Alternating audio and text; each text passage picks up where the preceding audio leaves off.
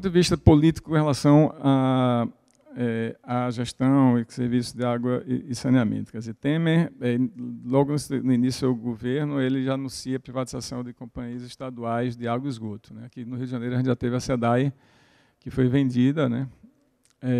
Quer dizer, na verdade, ele está no processo foi autorizada a sua venda, está no processo de ser vendida e ser vendida, foi o mesmo que aconteceu na Inglaterra, ser vendido todo o ativo, né? Não só a prestação de serviços, né? Porque, em geral, as concessões privadas eram através de prestação de serviço, né? Privado, por concessão durante 20, 25, 30 anos, né? O que está se propondo agora é a venda de ativo, ou seja, vender toda a empresa, todos os sistemas que estão, né, as estações de tratamento, enfim, tudo, né?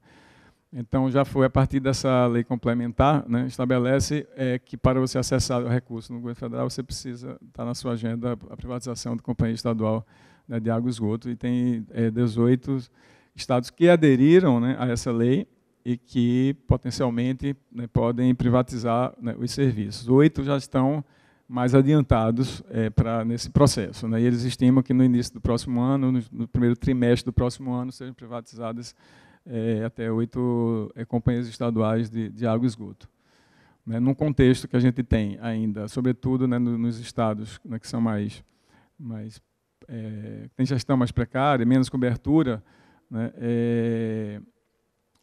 Isso é muito grave, né, porque uma característica desses processos de privatização é não investir, sobretudo, em esgotamento sanitário, em áreas, em favelas, por exemplo, apenas melhorar a manutenção e o abastecimento de água no sentido de minorar custos e maximizar lucro, né, aumento de tarifa e tal, como acontece em outros serviços. Então, essa é uma dimensão também bastante preocupante, no sentido de essas características, né, urbanas também, de favela, né, e tal, com questões importantes, né, de qualidade de serviços, né, que potencializaram, por exemplo, né, a questão da emergência dessa tríplice epidemia. Isso, no cenário futuro, me parece que é uma grave questão, né, e um risco que nós temos só desse ponto de vista, né, implicando, né, e sem falar na qualidade do acesso, né, na ampliação do acesso, que isso ficará bastante limitado. Pernambuco privatizou o serviço de esgotamento sanitário,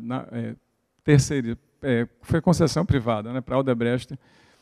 5 anos não foi implantado nenhum metro de rede de esgoto.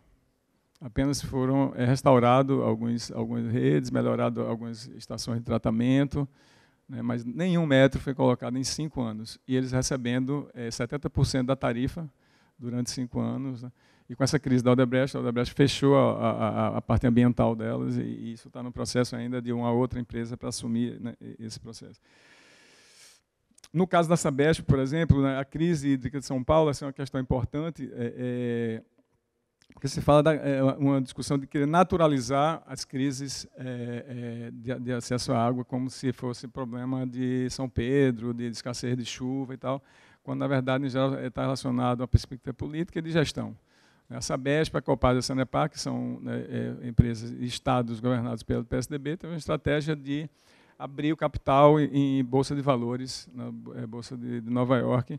E isso fez com que fosse minimizado os investimentos de manutenção e operação, e também ampliação de acúmulo de água, fazendo com que o colapso tivesse acontecido, né, em São Paulo, e o regime pluviométrico não explicaria o fenômeno que aconteceu, né, fundamentalmente por um processo, né, de abertura de capital em bolsa de valores dessas empresas.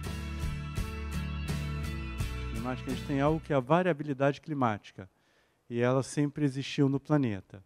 Só que estamos diante de cenários futuros onde essa variabilidade será potencialmente muito maior do que tudo que nós já conhecemos até então, e estamos pouco preparados. Isso ocorrendo numa escala global, mas de forma bastante desigual, como eu vou apontar mais à frente. Só para ter ideia, não é, esse mapa aí é uma mancha onde tem o surgimento das primeiras formas de agricultura e primeiras civilizações, mas mostrando que nós tivemos diferentes pontos do planeta que passaram, não é, a ser conectados, não é, numa escala continental a partir do surgimento das primeiras civilizações e intercontinental, né, principalmente a partir da exploração colonial, que conecta as diversas partes do planeta num sistema produtivo altamente conectado. Nesse sistema produtivo, a exploração e apropriação de recursos naturais foi fundamental, assim como a exploração do trabalho, né, e da mão de obra humana. E aí, quando a gente olha, né, num cenário de o fim da era glacial, nós tivemos, né, uma variabilidade climática, não é, que foi se alterando ao longo e coincidindo, não é, com expansões, ou com fomes, com guerras, com epidemias. Né, tem alguns estudos sobre pequena era glacial e peste negra, praga de Justiniano, enfim. Mas o mais importante é que, a partir da sociedade industrial, nós temos, no melhor cenário, né, a projeção, não é, de uma elevação da temperatura que nós nunca conhecemos desde o surgimento da agricultura até então, ou nos últimos 20 mil anos. E no pior cenário, maior ainda, ou seja, nós estamos diante de desafios para os quais nós não temos registros, nós não temos memória histórica, ou seja, teremos que ser capazes de aprender a lidar com isso, não é, a partir das nossas formulações e do nosso pensamento sobre o próprio futuro e os futuros que queremos. E para isso, né, nós tivemos duas grandes transições, que a primeira foi a agricultura, que vai de 10, 12 mil anos atrás até a Revolução Industrial, onde nós tivemos alguns aspectos que permaneceram, alguns até hoje, e outros surgiram a partir daí. Desflorestamento, ampliação e intensificação das atividades agrícolas e pecuárias, irrigação, represas, estradas, conectando cidades, extração de minérios, e outras que vêm a partir da Revolução Industrial. O crescimento das cidades, a concentração populacional nos ambientes urbanos. Em 2007, pela primeira vez, mais de 50% da população mundial passa a viver em cidades, né, e a produção de bens industriais e suas formas de apropriação de energia, matéria-prima e produção de resíduos. O que a Revolução Industrial inaugura, e que é totalmente diferente de tudo que nós conhecemos até então, porque a base da transformação da natureza e da produção de bens esteve assentada basicamente no trabalho humano. Os animais contribuíram em parte, mas muito pouco para isso. E a partir da Revolução Industrial, pela primeira vez, nós temos formas inanimadas de energia, combustíveis fósseis, capazes de aumentar a produção numa escala que nós também jamais tínhamos conhecido antes. Obviamente, ao se apropriar dessa energia acumulada durante milhões de anos no planeta, nós aceleramos um processo de lançamento, não é, para o meio ambiente, para a atmosfera também, não somente para a atmosfera, de parte dessa energia, gerando uma alteração no ciclo da água, no ciclo do clima, ciclo de vetores, várias alterações conectadas. Esse é um quadro produzido pelo Mike Neal, que o André citou também, uma parte, que é um historiador. Eu aperto o botão errado, eu vou. O mais importante é que, entre 1890 e 1990, nós aumentamos a produção industrial em 40 vezes, as emissões de dióxido de carbono em 17 vezes, o uso de energia 16 vezes, economia mundial 14 vezes, população urbana mundial 13 vezes. Se eu pego um período de 100 anos e olho para a nossa história de 10, 12 mil anos atrás, ou para o surgimento dos humanos no planeta, há cerca de 200 mil ou 150 mil anos atrás, é um período muito curto de tempo para transformações tão grandes. Isso é que é o mais importante da gente ter aqui. E é nesse período, exatamente nesse período, né, que a gente encontra, não é, o potencial dessas transformações no pior e no melhor cenário que estão colocados.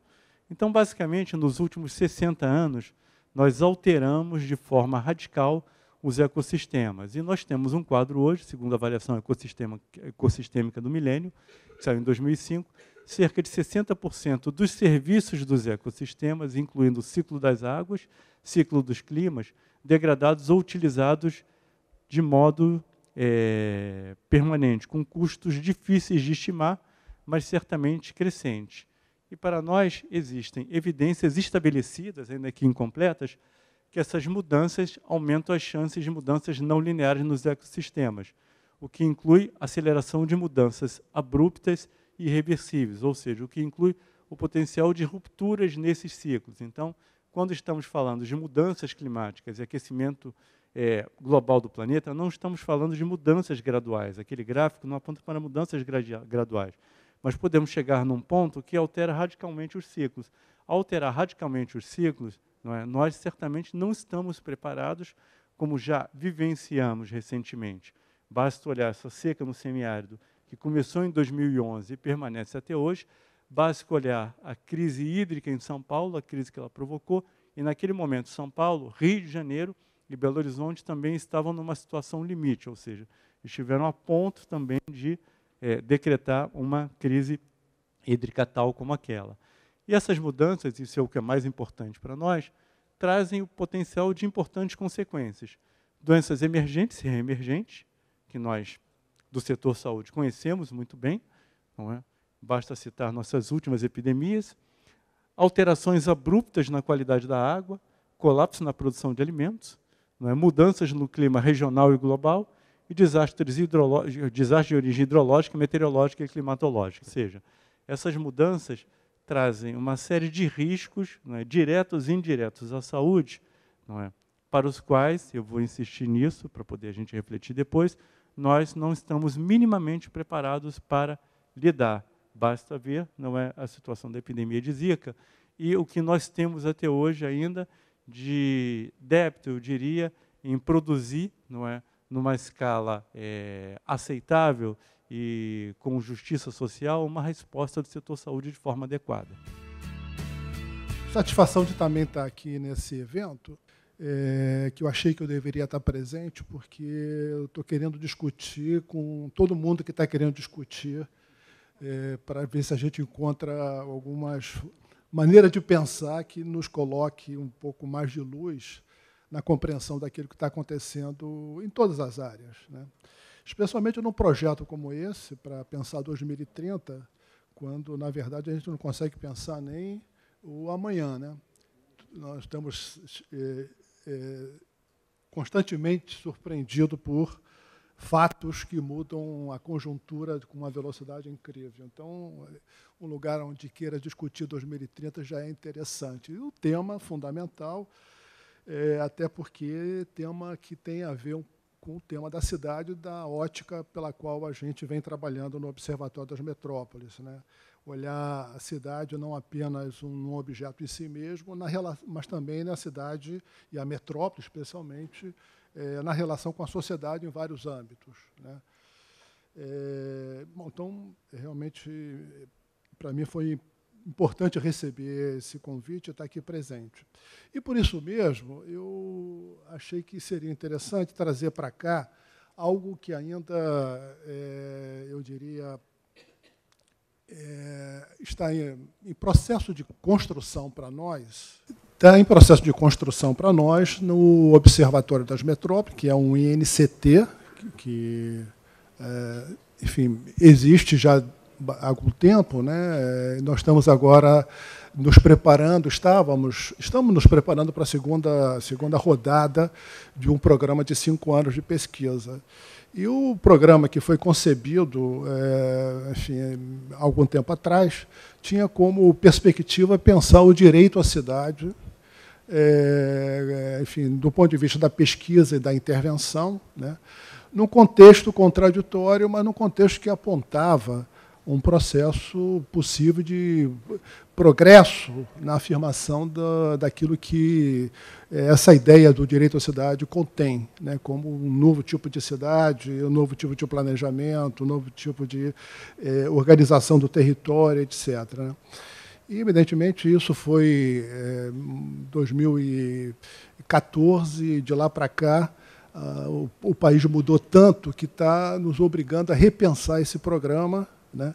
E, de uma perspectiva progressista e progressiva, nós estamos tentando encontrar um olhar que seja mais adequado àquilo que o cenário e a conjuntura nos colocam como um devir que é muito mais regressivo, né, muito mais conservador, muito mais de perda de direitos do que propriamente de afirmação de direitos, né? Então, nós estamos fazendo um certo esforço de repensar esse projeto de pesquisa, mudando um pouco os sinais que orientaram o nosso trabalho anteriormente, né? Então, o que eu vou trazer para cá é um pouco essa reflexão, né? E é uma reflexão, portanto, que não está completamente madura. Não estando madura, certamente lacunas vão estar presentes na minha narrativa aqui, não apenas porque as ideias estão ainda em movimento, mas também em função de uma necessidade de controle um pouco mais preciso da narrativa a respeito dessas ideias, para que uma exposição seja completamente clara, completamente coerente, né? Portanto, eu vou tentar chegar até o final da exposição que eu preparei aqui, mas se eu não conseguir pelo tempo, Ricardo pode ficar à vontade de me interromper, enfim, porque o mais importante é passar as ideias que eu acho que no início dessa apresentação eu vou tentar colocar como prioridade. O roteiro que eu queria trazer para vocês e um pouco parte dessa indagação que a própria mesa colocou, cidades sustentáveis inclusive a interrogação. Aliás, foi uma das razões também pelas quais eu achei interessante estar aqui, porque esse próprio título interrogativo permite um pouco colocar essa reflexão sobre o que está acontecendo e o que poderá estar acontecendo daqui para frente nas cidades brasileiras, né? Então, partir um pouco disso e, no segundo momento, trazer um pouco a leitura que nós estamos fazendo sobre essa inflexão ultraliberal e conservadora sobre a hegemonia financeira no Brasil. Evidentemente, eu não vou fazer aqui nenhuma demonstração sobre isso, apenas trazer alguns elementos que sustentam essa ideia, né, para falar um pouco sobre como isso está colocado dentro de uma lógica de atrelamento definitivo, talvez, do Brasil a um capitalismo que é cada vez mais rentista e financiarizado, né, e que, enfim, coloca um tipo de desenvolvimento para o país que é bastante regressivo, né, e que já apresenta sinais bastante importantes da conexão que essa inflexão na direção desse rentismo, desse capitalismo financiarizado, já se apresenta na ordem urbana brasileira, né? Na ordem urbana, nas transformações que estão já se produzindo naquilo que nós chamamos da ordem urbana das metrópoles brasileiras.